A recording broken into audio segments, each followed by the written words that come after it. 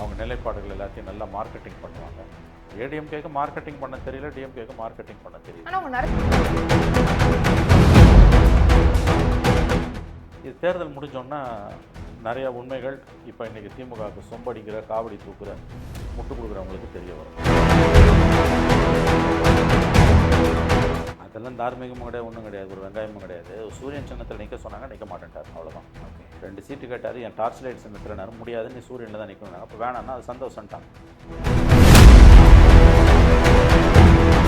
அதிமுக அழுத்தம் கொடுக்க மாட்டாங்களா சார்? பாஜக நடவடிக்கை எடுங்க. அதிமுக அழுத்தம் கொடுத்தாங்க. நல்ல கேள்வி. அதிமுக அழுத்தம் கொடுக்குறாங்க, பிஜேபி நடவடிக்கை எடுக்க மாட்டேன்றான். இப்போ அதிகாரத்தை காப்பாற்றுறதுக்கும் தக்க வச்சுக்கிறதுக்கும் எந்த எல்லைக்கும் திமுக போகிறதுக்கு இவை எல்லாம் உதாரணம்.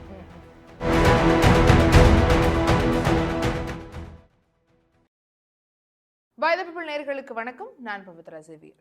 இன்றைய நேர்காணலில் நம்மோடு இணைந்திருக்கிறார் மூத்த பத்திரிகையாளர் மணி அவர்கள். அவர்கிட்ட பேசலாம். அதற்கு முன்னாடி இந்த சேனல் உங்களுக்கு பிடிச்சிருக்கு அப்படின்னா பை தி பீப்பிளை சப்ஸ்கிரைப் பண்ணுங்க. வீடியோ உங்களுக்கு பிடிச்சிருக்குன்னு லைக் பண்ணுங்க. உங்களுடைய ஃப்ரெண்ட்ஸ் அண்ட் ஃபேமிலிக்கு இந்த மாதிரி பொலிட்டிக்கல் சம்பந்தமான விஷயங்கள்லாம் தெரிஞ்சுக்கணும் அப்படின்னா எங்க வீடியோவை ஷேர் பண்ணுங்க. வணக்கம் சார். வணக்கம் மேடம். சார், அரசியல் களம் சூடு பிடிச்சிருக்கு. தேமுதிகக்கு 10 தொகுதிகள் அப்படிங்கிறத திமுக கூட்டணி சொல்லிட்டாங்க. எந்த ஒரு பேச்சுவார்த்தையும் பெருசா இல்லை. இப்போ கம்யூனிஸ்டுகளாக இருக்கட்டும், விசிகாக இருக்கட்டும், முதல் கட்ட பேச்சுவார்த்தை, 2ஆம் கட்ட பேச்சுவார்த்தை, ஒரு பெரிய இழுபறி நடந்து அவங்க கேட்டதை கொடுத்தாங்களாங்கிற கேள்விக்குறியோட ஒரு இதில் முடிஞ்சிருக்கு. ஆனால் இது ஒரு பெரிய இழுபறியாக நடந்திருக்குங்கிற ஒரு பக்கம் இருந்தாலும் ஆனால் அவங்க செட்டில் டவுன் பண்ணிட்டாங்க அப்படிங்கிறத அவங்க பெருமையாக சொல்லிக்கிறாங்க. நீங்கள் எப்படி பார்க்குறீங்க சார்? செட்டில் பண்ணிட்டாங்க, அதில் சந்தேகம் இல்லை. பட் மன வருத்தம் இருக்குது. குறிப்பாக சிபிஎம்முக்கு மன வருத்தம் இருக்குது. வெளியில் அவங்க வெளிப்படையாகவும் மாநில செயலாளர் எனக்கு திருப்தி இல்லைன்றாரு. ஒரு கூட்டணி கட்சி திருப்தி இல்லைன்னு சொன்னால் அவங்கள அழைச்சி பேசி அவங்களுக்கு திருப்தி இருக்குன்னு சொல்ல வைக்க வேண்டியது தலைமையோட கூட்டணிக்கு தலைமை தாங்களோட பொறுப்பு. அதை பற்றி அவங்க கவலையப்படல. அதே மாதிரி கமலஹாசனை தேர்தலை புறக்கணிக்கிறேன்னு சொல்லும்போது அது மகிழ்ச்சியோடு திமுக ஏற்றுக்குது. அப்போ இதெல்லாம் என்ன அணுகுமுறை உங்களுக்கு? ஆகவே அவர்கள் யார் எப்படி போனாலும் பரவாயில்ல, நாங்கள் ஜெயிக்கணும் அந்த முடிவுக்கு வந்துட்டாங்க. இந்த கூட்டணி கட்சிகளால் தான் 3 தேர்தலை இவங்க ஜெயித்தாங்க. ஆகவே தன்னுடைய மேலாதிக்கத்தை, பெரிய அண்ணன் மனப்பான்மையை கூச்சநாச்சம் இல்லாமல் திமுக இன்றைக்கு நிலைநிறுத்தி கொண்டிருக்கிறது. பாஜக எதிர்ப்பு என்கின்ற அந்த ஒற்றை காரணத்துக்காக எல்லா அவமானங்களையும் எல்லா சிறுமைகளையும் இவர்கள் சகித்து கொண்டு அந்த கூட்டணியில் தொடர்ந்து கொண்டிருக்கிறார்கள். திமுக காட்டில் மழை நன்றாக ஜோ என்று பெய்து கொண்டிருக்கிறது. இது அவங்களுக்குரிய காலம். தேமுதிகக்கு 10 கொடுத்துருக்கிறது அப்படிங்கிறது அது தகுமா அப்படிங்கிற ஒரு கேள்வி. இல்லை, இதில் தகும் தகாதுன்றதை நம்ம சொல்ல முடியாது. தேமுதிகக்கு 10 கொடுத்தது எனக்கு பிரச்சனை கிடையாது. ஆனால் அதுக்கு இணையாக அல்லது அதோட கூடுதலாக இடதுசாரிகளுக்கும் விசிகாக்கும் கண்டிப்பாக கொடுத்துருக்கணும். ஏன்னா கொள்கை வழியாக திமுக கூட நிற்கிறவங்க. நாளைக்கு பிஜேபியோட எந்த கட்டத்திலையும் போகாதவர்கள் இடதுசாரிகளும் விசிகாவும். திமுக கூட நாளைக்கு பிஜேபியோட போவோம். ஆனால் இடதுசாரிகளும் விசிகாவும் போக மாட்டாங்க. கடந்த காலங்களில் அவங்க போனது கிடையாது. அதே பிஜேபியோட 4.5 வருஷம் பவரில் அனுபவிச்சது திமுக தான். கண்டிப்பாக நாளைக்கு தமிழ்நாட்டில் ஒருவேளை ஒரு தொங்கு சட்டமன்றம் வருதுன்னா சிபிஐ, சிபிஎம், விசிக எம்எல்ஏ அந்த பக்கம் போக மாட்டாங்க. அவங்கள யாரும் தொடக்கூட முடியாது. ஆனால் புதுசாக கொண்டு திமுக இன்னைக்கு கொண்டாடுற, தலையில் தூக்கி வச்சு கொண்டாடுற அந்த கட்சி ஒரு 10 எம்எல்ஏ 5 எம்எல்ஏ ஜெயிச்சா கூட அவங்க எங்கே போவாங்கன்றது எல்லாருக்கும் தெரியும். அப்போ இங்கே பிஜேபிக்கு ஆதரவான அரசியலை வளர்க்குறது யார்? திமுக தான். ஒரு எம்பி ராஜ்யசபாவுக்கு அனுப்பியிருக்காங்க. பார்லிமெண்ட்டில் பிஜேபி கவர்மெண்ட்டுக்கான நெருக்கடி வரும்போதெல்லாம் அவர் யாருக்கு ஓட்டு போடுவார்ன்றது எல்லாருக்கும் தெரியும். அப்போ பிஜேபிக்கு திமுக ஒரு எம்பி சீட்டை தாராவாத்திருக்கு. எப்படின்னா தேமுதிகவுடைய அந்த எம்பி நாளைக்கு ஒரு முக்கியமான நெருக்கடி வருகிறது பாரதிய ஜனதா கட்சி அரசுக்கு, மோடி அரசுக்கு ராஜ்யசபாலன்னா அவர் கண்டிப்பாக இந்தியா கூட்டணிக்கு, காங்கிரஸுக்கு ஓட்டு போட மாட்டார். அவர் கண்டிப்பாக பிஜேபி பக்கம் தான் போவார். கடந்த கால வரலாறு எப்படி? திமுக கூட்டணிக்கு வரத்துக்கு முதல் நாள் வரைக்கும் அவங்க யாரோட பேசிகிட்டு இருந்தாங்கன்றது எல்லாருக்கும் தெரியும். நீங்கள் அவங்கள கூப்பிட்டு நீ 10 சீட்டு தாராவாத்திருக்க. 10 சீட்டு தாராவாத்தை தாண்டி ராஜ்யசபாவுக்கு அனுப்பியிருக்கீங்க. மோடி கரங்களை திமுக பலப்படுத்தி இருக்கிறது. ஆகவே இந்த அரசியலோட மெசேஜ், இந்த தேர்தலோட மெசேஜ்ன்றது மதசார்பற்ற, அப்பழக்கற்ற மதசார்பற்ற சக்திகளை திராவிட முன்னேற்ற கழகம் பலவீனப்படுத்தி பாஜக சார்பு நிலை உள்ள மதவாத சக்திகளுக்கு துணை போக எல்லா வாய்ப்புகளும் உள்ள கட்சிக்கு ஒரு எம்பி சீட்டும் 10 எம்எல்ஏ சீட்டும் கொடுத்துருக்காங்க. இதுதான் இந்த தேர்தலில் நம்ம முக்கியமாக கவனிக்க வேண்டிய ஒரு நிகழ்வு. அப்படி பண்றதுக்கான அவசியம் என்ன சார் வந்துச்சு திமுகக்கு? ஏன் அதை அவங்க எடுக்கிறாங்க? 26க்கு பிறகு அவங்க போக்கில் மாற்றம் வரும் என்று எதிர்பார்க்கப்படுகிறது. 21, 26 அளவுக்கு ஆன்டி பிஜேபி ஸ்டாண்டில் உறுதியாக இருக்க மாட்டாங்க. காம்ப்ரமைஸ் நிறையா பண்ணுவாங்க. வெளிப்படையாக பிஜேபியோட போக மாட்டாங்க, கண்டிப்பாக போக மாட்டாங்க. அது வாக்கு வங்கி சம்மந்தப்பட்டது. பாசிச பாஜகன்றதை வழக்கம் போல் அதை உருட்டிக்கினே இருப்பாங்க. ஆனால் நிறைய விஷயங்களில் இன்டைரக்ட் காம்ப்ரமைஸ் பண்ணுவாங்க. அதானியோட பிஸ்னஸ் இன்ட்ரெஸ்ட்டுக்கு ரத்தன கம்பளம் விரிப்பார்கள், ஆல்ரெடி பண்ணிகிட்டு இருக்காங்க. பிஜேபி எதிர்ப்பு சக்திகளை எங்கே டைல்யூட் பண்ணுவாங்க. ஸோ இதெல்லாம் அரசியலை நுட்பமாக பார்க்குறவங்களுக்கு தான் தெரியும். சரி, இப்போ அடுத்த கூட்டணிகள் எல்லாம் கொடுத்துட்டாலும் தொகுதிகள் வந்து கன்சாலிடேட் ஆயிட்டாலுமே வெளியே வந்து பகிரமா பேசுறதெல்லாம் பாக்குறோம். ஒரு அதிருப்தியில தான் இருக்கிறோம், நாங்க கேட்டதை அவங்க கொடுக்கல, ஆனாலும் நாங்க ஏத்துக்கிறோம், பாஜக வரக்கூடாதுங்கிறதுக்காக நாங்க இந்த கூட்டணியில இருக்கோங்கிறத அவங்க சொல்றாங்கல்ல, இது மக்கள் மத்தியில பிரதிபலிக்குமா சார்? இது அவங்களுடைய வாக்கு வங்கியில் எவ்வளோ தூரம் விஜய்க்கு இதுக்கு திமுகவுக்கு ட்ரான்ஸ்ஃபர் ஆகுது. ஹார்ட் கோர் கம்யூனிஸ்ட் சப்போர்ட்டர்ஸ் அவங்கெல்லாம் ரொம்ப கம்மி தான். அவங்க வேணால் ஓட்டு போடலாம் திமுக கூட்டணிக்கு பல்ல கடிச்சிக்கிட்டு. ஆனால் ரெண்டு கட்டானா இருக்கவங்க சிபிஎம்மோட ஆதரவாளர்கள்னு சொல்ல முடியாமல், ஆனால் தேர்தலுக்கு தேர்தல் மாற்றி போடக்கூடிய அந்த சக்திகள் வந்து இந்த முறை வந்து அப்படியே 21ல் ட்ரான்ஸ்ஃபர் ஆன மாதிரி கூட்டணி கட்சிகளோட வாக்குகள் இந்த முறை ட்ரான்ஸ்ஃபர் ஆகுமான்னு நீங்கள் கேட்குறீங்க. ஆகாது. அதில் ஒரு தொய்வு வரும்.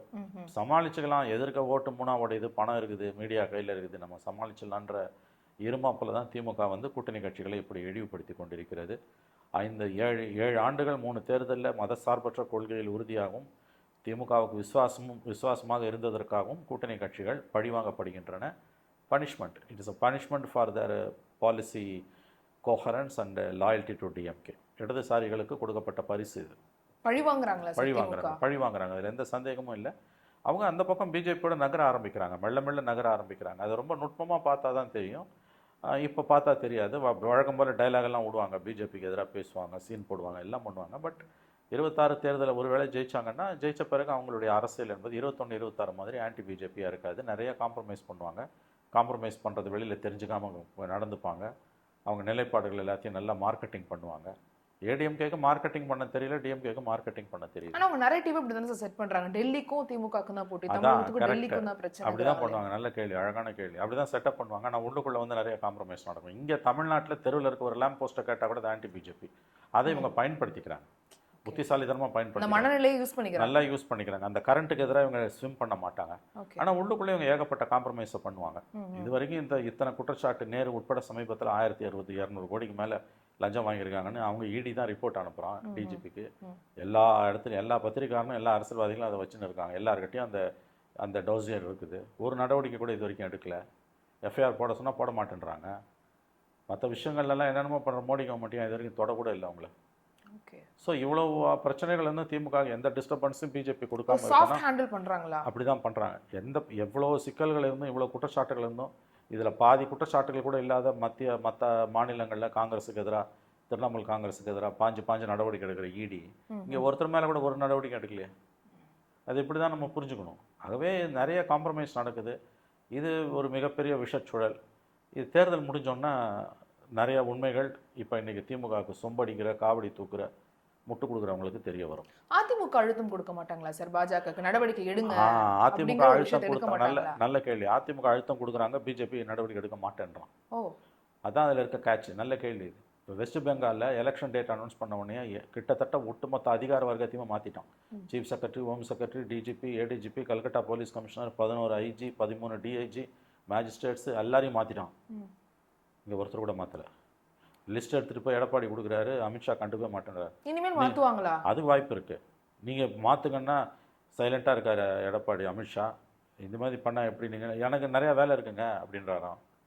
5 மாநில தேர்தல் இருக்குது எனக்கு அப்படின்றாராம்.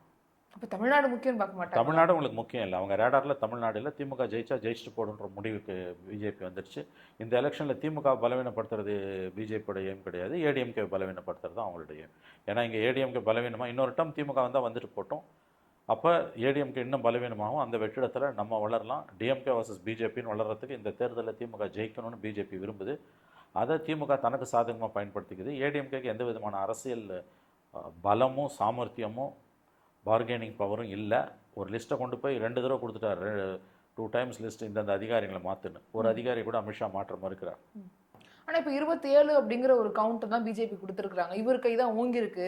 இவர் வந்து 27ல் தான் உங்களை கன்சாலிடேட் பண்ணியிருக்காரு. ஸோ இவர் வந்து ஸ்ட்ராங்காக அங்கே பார்கெயின் பண்ணியிருக்காருங்கிற ஒரு பேச்சு சொல்கிறாங்களே சார். அது வந்து உண்மைங்க. அந்த சீட்ஸை குறைச்சது உண்மை. அது 27 இப்போ 32 ஆயிடுச்சு. தமிழ் மாநில காங்கிரஸ்க்கு 5 சீட்டு அவங்களுக்கும் கொடுத்துட்டாங்க. 32 சீட் ஆகிப்போச்சு. ஜெயிக்கிறதுக்கெல்லாம் வாய்ப்பு ரொம்ப குறைவு. ஆனால் 27ல் கன்ஃபைன் பண்ணதே பெரிய விஷயம் தான். அதில் மாற்றுக்கிறதுக்கு இடம் இல்லை. இப்போ மற்றவங்க வேற தாமரையில் தான் நிற்க போகிறாங்க, என்டிஏ கூட்டணியில் மற்ற கட்சிகள் வேற. ஆமாம். ஸோ இந்த 5 பேர் அதில் நிற்பாங்க. மற்றபடி பாரிவேந்தர்லாம் எந்த சிம்பிளில் நிற்க போகிறாங்கன்னு தெரியல. ஜான் பாண்டியன் தாமரையில் நிற்பாருன்னு எதிர்பார்க்கப்படுது. அதுதான், அவங்கெல்லாம் அப்படி தான் போய் நிற்பாங்க. பட் இதுவே 27க்குள்ளே கண்டென்ட் பண்ணதே பெரிய விஷயம் தான் அவங்களுக்கு. ஸோ இது ஒரு இது வேற. ஆஸ்பெக்ட்லாம், இது இது வேறன்னு இல்லை, இது ஓகே. ஆஹா. பட் இவங்களுக்கு எந்த மரியாதையும் ஏடிஎம்கேக்கு பிஜேபி கிட்ட எந்த மரியாதையும் இல்லை. மமதா பானர்ஜியை பாடாப்படுத்துகிற பிஜேபி எலெக்ஷன் கமிஷன் தமிழ்நாட்டில் ஏன் தொடக்கூட இல்லை. ஒரு அதிகாரி கூட மாற்றலைன்னா இங்கே என்ன காம்ப்ரமைஸ் நடக்குது? இப்படி தான் பாலிடிக்ஸை பார்க்கணும் நம்ம. இப்ப அதிமுகவை எப்படியாவது வலுவிளக்க வச்சு அவங்க இடத்துக்கு பிஜேபி வரணும், வந்துடும். அப்படிதான் அந்த வரணும். அஜெண்டாவோட தான் அவங்க try அதுதான் உண்மை, பண்றாங்க. அதுதான் லாங் டேர்ம் அஜெண்டா. அது இன்னைக்கு நாளைக்கு இல்லை, அடுத்த 5 வருஷத்துல, அடுத்த 10 வருஷத்துல நடக்கும். இந்த எலெக்ஷனில் திமுக ஜெயிச்சா ஜெயிச்சுட்டு போட்டோம். ஜெயிச்சதுன்னா கண்டிப்பாக அண்ணா திமுகவில் பெரிய கலகம் வெடிக்கும். எடப்பாடிக்கு எதிராக பெரிய போர்க்கொடி தூக்கப்படும். ஏடிஎம்கே பலவீனம் அடையும். அந்த இடத்துல நம்ம வளரலாம். அதுக்கு அடுத்த தேர்தலில் பிஜேபி வர்சஸ் டிஎம்கேன்னு கொண்டு போகலான்னு அவங்க நம்புறாங்க. ஓகே சார், இப்போ கமல்ஹாசன் அவர்கள் நிக்க மாட்டேன், ஆனா நாங்க ஆதரவு கொடுப்போம், எல்லா இடத்துலயும் நாங்க ஆதரவு கொடுப்போம் அப்படிங்கறத சொல்லியிருக்காரு. இந்த முடிவு அவர் தொகுதிகள் ரொம்ப கம்மியா கொடுத்தாங்கனோ இல்ல சூரியன்ல நிக்கணும்னு சொன்ன நிர்பந்தத்தினாலேயோ கொடுத்திருக்கலாம் அப்படிங்கிற ஒரு பேச்சு போயிட்டு இருக்குல்ல சார், அது நடந்திருக்க வாய்ப்புல அவர் தார்மீகமா இல்ல நாங்க நிக்கல அப்படிங்கிற இடத்தையே எடுத்திருப்பாரா? அதெல்லாம் தார்மீகமும் கிடையாது, ஒன்றும் கிடையாது, ஒரு வெங்காயமும் கிடையாது. சூரியன் சின்னத்தில் நிற்க சொன்னாங்க, நிற்க மாட்டேன்ட்டார், அவ்வளோதான். ஓகே. 2 சீட்டு கேட்டார், என் டார்ச் லைட் சின்னத்தில் நான் முடியாது, நீ சூரியனில் தான் நிற்கணும்னாங்க. அப்போ வேணான்னா அது சந்தோஷம்ட்டாங்க. ஓகே. இன்னொன்று, இந்த மாதிரி சிறிய கட்சிகளில் இந்த தலைவர்களுக்கு அவங்கள தவிர யாரும் பவருக்கு வர்றது பிடிக்காது. அவர் எம்பி ஆகிட்டார்ல, வேறு யாரும் எம்எல்ஏ ஆகிறதுலாம் அவருக்கு ஒன்றும் பெரிய ஆர்வம் கிடையாது. அவர் எப்படி தேர்தலில் புறக்கணிக்கிறதுன்னு முடிவு எடுக்க முடியும்? ஓகே. அவருக்கு எம்பி சீட் இருக்குங்கிற அவர் தைரியம் இருக்கு, அது போதும். மற்ற எவனுக்கு எம்எல்ஏலாம் வந்துடக்கூடாது. அந்த கட்சிக்காரங்க அவங்க இப்ப தான் தலைமை புரிஞ்சுக்கணும். இருக்கணும், வேற யாரும் அடுத்த இடத்துக்கு வந்துடக்கூடாது. அவங்க கட்சியில் இருக்கவங்க இப்போ புரிஞ்சுக்கணும் கமலோட உண்மையான முகத்தை. அது எப்படி ஒரு கட்சி தேர்தலை புறக்கணிக்கும்? இதை தான் வைகோ பண்ணார் 2011. இன்னைக்கு 26ல் கமல் பண்ணுறாரு. கமலுக்கு ஒன்றும் பெரிய அரசியல் அபிலாஷங்களும் கிடையாது, அவருக்கு எந்த ஓட்டு பேங்க்கும் கிடையாது. அவர் நின்னாலும் ஒன்று தான், நிக்காட்டி ஒன்று தான். அவர் அரசியல் பக்குவத்தை இதை வெளிப்படுத்துறதுன்னு திரும்ப சொல்லியிருக்காரு. அதான் அப்படியே இவங்க மாற்றி மாற்றி ஒருத்தருக்கு ஒருத்தர் மாலை போட்டுப்பாங்க. திரும்ப 6 சீட்லேருந்து 8 சீட் ஆகியிருக்காங்க. புதுசாக தேமுதிக 10 சீட்டு கொடுத்துருக்காங்க. இது உள்ள சிறுத்தைகளுக்கு எவ்வளோ வலியும் வேதனையுன்றது கட்சிக்காரங்களுக்கு தெரியும். திருமாவுக்கும் தெரியும். இவர் என்ன கமலுக்கு சர்டிஃபிகேட் கொடுக்கறது? மாற்றி மாற்றி இவங்களே மாலை போட்டுப்பாங்க. திமுக கிட்ட கொத்தடிமையாக போயிட்டாங்க இவங்க. அதனால் மாறி மாறி மாலை போட்டுக்கொள்வதை தவிர இவர்களுக்கு வேறு வழி இல்லை. சிபிஎம் 5 வாங்கி அவமானப்பட்டு நிற்கிறாங்க. இவர் எப்படி 8 சீட்டு வாங்கி தப்பி பழிச்சிட்டாரு. இவருக்கு 5 சீட்டு கொடுத்தது, உங்களுக்கு 10 சீட்டு கொடுத்துருத்தா அப்போ தெரிஞ்சிருக்கும் உங்களுக்கு அந்த வலியும் வேதனையும். ஸோ அது பக்குவன்றதெல்லாம் திமுகவுக்கு வரம்பு மீறி போய் ஜால்ரா போடுற வேலை. இந்த முறை மிகப்பெரிய அளவில் விசிகாவோட வாக்கு வங்கி பாதிக்கப்பட்டிருக்கிறது. விஜய் பக்கம் பெரிய அளவில் போகுது. தேர்தல் முடிவு வந்தோன்னு தெரியும். ஓகே. இந்த 8 சீட் விஜய் கன்சாலிடேட் பண்றாரு சார். விசிகாவோட ஓட்டுகள் அவர் வாங்க நிறையா போகுது, அவங்களுக்கு போகுது. 8 சீட்டு வாங்கியிருக்காங்க, எவ்வளோ சீட்டு ஜெயிக்கிறாங்கன்னு பாருங்க, அப்போ தெரியும். தேர்தல் முடிஞ்சோன்னு தான் வேடிக்கை இருக்குது. 8 இடத்தையும் நாங்க ஜெயிக்கோ போனோம் திமுக சொல்லியிருக்காங்க. அப்படிதான் திமுக சொல்லுவாங்க. இப்போ நான் தோக்கடி போன சொல்லுவாங்க, அப்படிதான் பேசுவாங்க அவங்க. நீங்கள் ஜெயிக்கிறீங்க தோக்குறீங்கன்றது ஒரு ஆஸ்பெக்ட். ஆனால் அது மட்டுமே பாலிசி கிடையாது. தூக்கி தேமுதிக 10 சீட்டு கொடுத்துருக்காங்களே, யாரை வளர்க்குறாங்க அவங்க? ஆகவே இது முடிஞ்சு போன விஷயம். இனிமேல் இதை பற்றி பேசி பிரயோஜனம் இல்லை. ரிச்மேன்ஸ் கேம் இது. இவங்க பர்செப்ஷனில் வலுவாக இருக்காங்க. களத்துக்கு போகும்போது தெரியும் வலுவாக இருக்காங்களா, இல்லை உள்ளூரில் திமுக எவ்வளோ கொதிப்பில் இருக்கான், அதெல்லாம் எப்படி பாதிக்கும், அதெல்லாம் போக போக தான் அவங்களுக்கு தெரியும். ஆனால் இந்த பெர்செப்ஷனில் வின் பண்ணுறதுங்கிறத தொடர்ந்து திமுக பண்ணிகிட்டே இருக்காங்க. நீங்கள் நிறைய வாட்டி நம்மள்கிட்ட சொல்லியிருக்கீங்க சார். இங்கே எங்கே சார் லேக் ஆகுறாங்க அதிமுக? இந்த ஒரு பெர்செப்ஷனை ஃபஸ்ட்டு கிரியேட் பண்ணி வச்சுறது, இல்லை அதை கண்டினியூவாக கூட வச்சுக்கிட்டே வர்றது தேர்தல் ரொம்ப முக்கியமாக பார்க்கப்படுது இல்லையா? அதாங்க, அரசியலில் இந்த அம்பிஷன் இருக்கணும், கில்லர் ஸ்பிரிட் இருக்கணும், ஜெயிச்சே ஆகணுன்ற வெறி இருக்கணும்.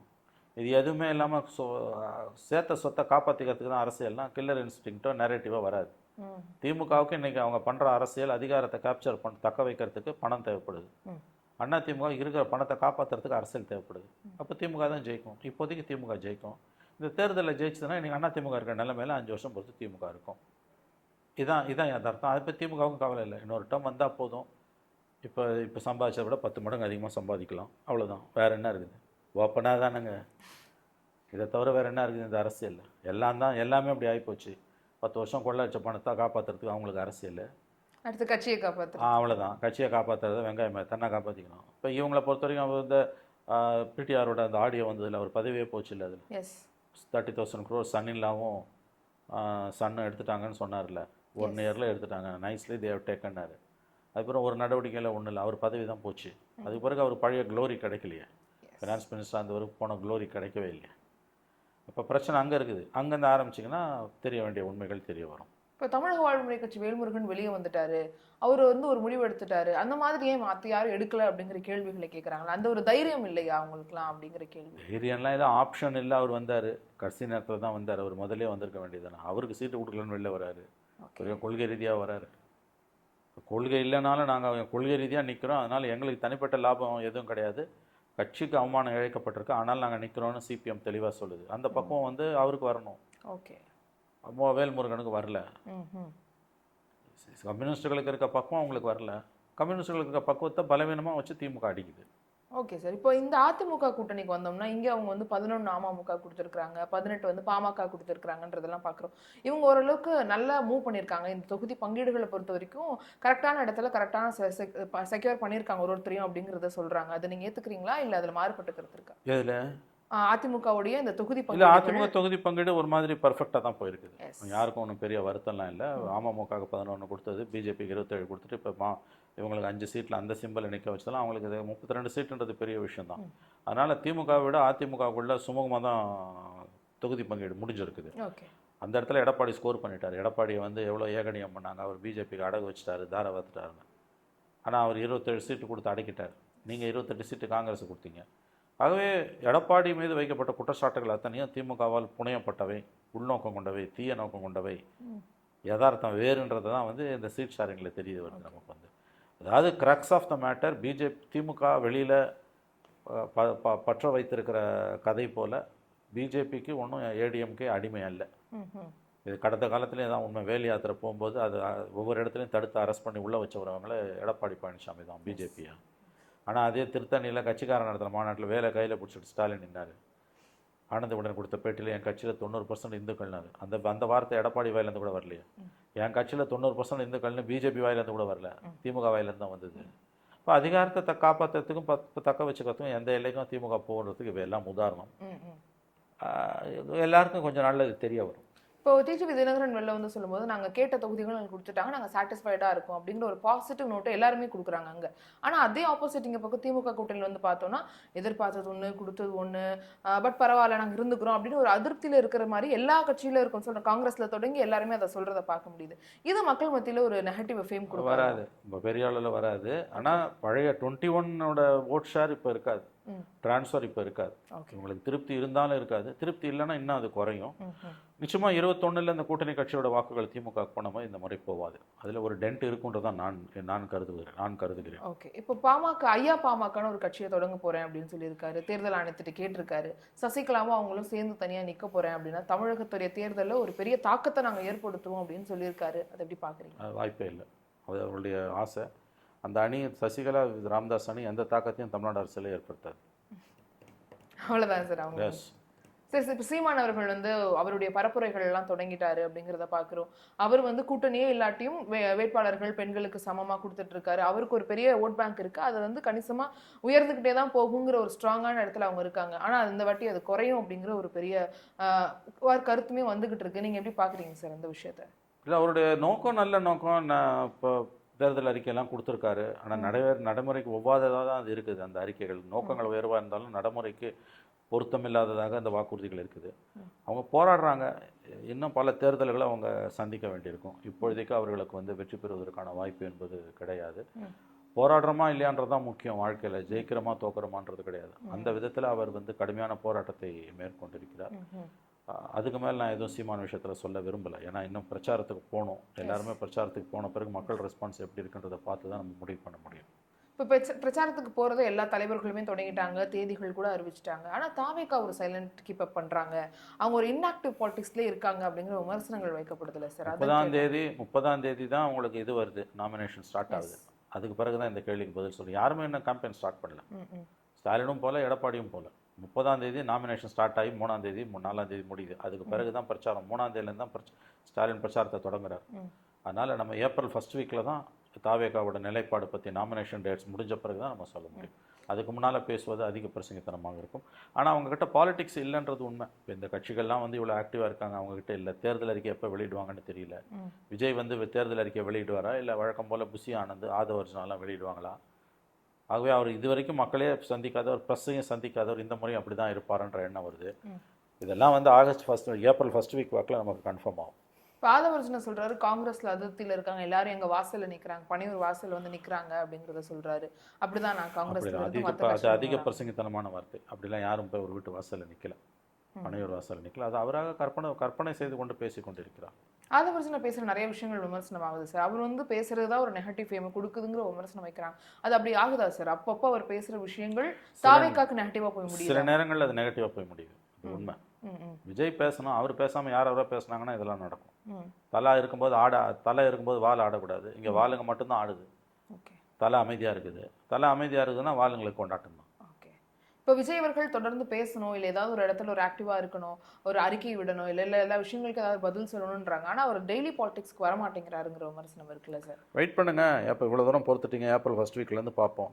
கேம்பெயினில் அவர் எப்படி பிஹேவ் பண்ணுறாருன்றத பொறுத்தும் அடுத்த மார்க் போட முடியும். இப்போ பேச முடியாது அதை பற்றி. இப்போ ஒரு விபத்து நடந்தல சார், அதுல ஒரு உயிர் பலி ஆகியிருக்கு. ஏற்கனவே நடந்த பலிகளுக்குமே ஒரு பதில் சொல்லணுங்கிற கேள்வி இருக்கும்போது இப்போ தொடர்ந்து பலிகள் ஆகுதுங்கிற ஒரு விஷயமும் அவர் நேர்ல போய் பார்க்க மாட்டேங்கிறாரு, சொன்ன அமௌண்ட் கூட இன்னும் அந்த குடும்பத்துக்குலாம் போய் சேரல அப்படிங்கிற விமர்சனங்களை வச்சுட்டு இருக்காங்க. இதை அவர் எடுத்து கமெண்ட்ஸ் பண்ணணுமா, இல்ல எப்படி ஹேண்டில் பண்ணணும்னு தெரியாம தவிக்கிறாங்களா? இது பாருங்க, எல்லா கட்சி தலைவர்களுடைய பிரச்சாரத்திலையும் மாநாடுகளையும் விபத்துகள் நடக்குது. ஆனால் விஜய் கட்சியில் நடக்கும்போது பெரிதுபடுத்தப்படுது. இந்த சம்பவம் துரதிருஷ்டவசமான சம்பவம். இது ரொம்ப வேதனையானது. நிச்சயமாக வந்து இது போன்ற சம்பவங்கள் அனுமதிக்கப்படக்கூடாது. அது அவர் சொன்னாலும் அது கேட்காம வந்து விழுந்து சாவுறாங்க. அதுக்கு அவர் பொறுப்பு இல்லை. இதே திமுக மாநாடு திருச்சி மாநாட்டில் ஸ்டாலின் கலந்துக்கிட்ட மாநாட்டில் முடிச்சுட்டு போகும்போது 2 பேர் அப்பா மகன் இறந்து போனாங்க. யார் போனா? ஸ்டாலின் போனாரா இல்லை கனிமொழி போனாங்களா, உதயநிதி போனாங்களா? போல 1.5 மாதத்துக்கு முன்னால் மகாலிபுரத்தில் ஒரு கூட்டம் நடக்கும்போது அவங்க போயிட்டு வந்த கார் மோதி ஒரு ப்ரெக்னென்ட் லேடி இறந்து போனாங்க. யார் போய் பார்த்தா? அப்போ அங்கெல்லாம் ஒரு அளவுகோல் வைக்கிற மீடியா விஜய் பக்கத்துக்கு மட்டும் எவ்வளோ பெரிய அளவுகோல் வைக்குது. இந்த சம்பவங்கள் துரதிருஷ்டவசமானவை. ஆனால் கூட்டம் கூடுற இடத்துல இத்தகைய விபத்துகள் சகஜம். அவர் வேணான்னு சொல்லும் போதும் வரான். ஆமா, அப்போ யார் வாகனத்தை என்ன பின்தொடர்ந்து வராதீங்கன்னு சொல்றாரு. அப்புறம் என்ன பண்ண முடியும்? எல்லா பொதுக்கூட்டத்திலையும் சாவு விழுது. அதான் சொல்கிறேன், 2 உதாரணம் சொன்னேன். திமுக கூட்டத்தில் இந்த 2 உதாரணத்தை சொன்னேன். யார் போய் பார்த்தா? ஆகவே இது மீடியா வேண்டாத மருமகள் கைப்பற்றா குற்றம் கால் பற்றா குத்தம்வாங்கல்ல, அந்த மாதிரி தான் இது. ஓகே சார், நிறைய விஷயங்கள் பகிர்ந்துக்கிட்டீங்க சார். இன்னும் நிறைய விஷயங்கள் தொடர்ந்து பேசலாம். இவ்வளோ நேரம் உங்களுடைய கருத்துக்களுக்காகவும் நேரத்துக்காகவும் ரொம்ப நன்றி. நன்றி.